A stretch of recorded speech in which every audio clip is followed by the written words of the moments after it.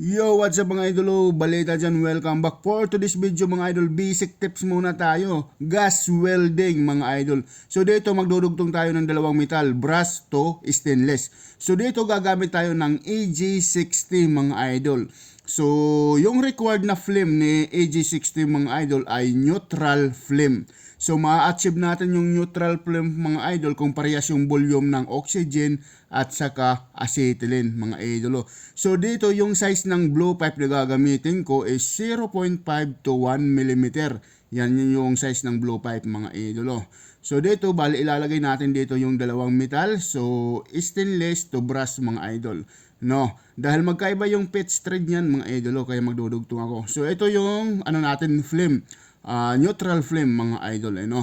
So dito yung ginagawa ko pag naggagas weld ako, una is bale binabaga ko muna, pinapainit ko ng husto hanggang mamula mga idol yung metal no. Iinitin natin. Tingnan nyo dito, di ba? So pulang-pula siya. So dito i-apply na natin yung natin AG60 na silver bracing rod.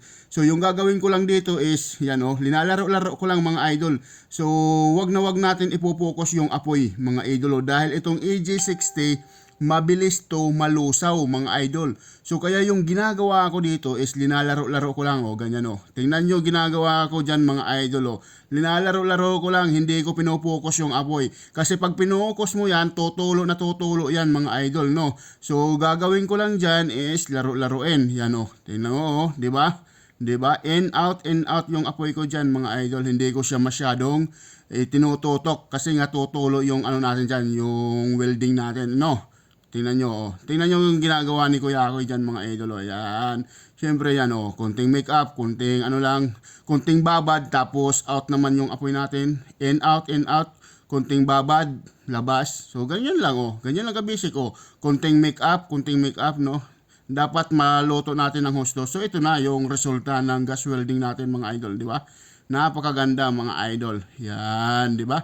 Basic na basic lang mga idol. Okay, don't forget to share this video. Bye-bye. Maraming salamat.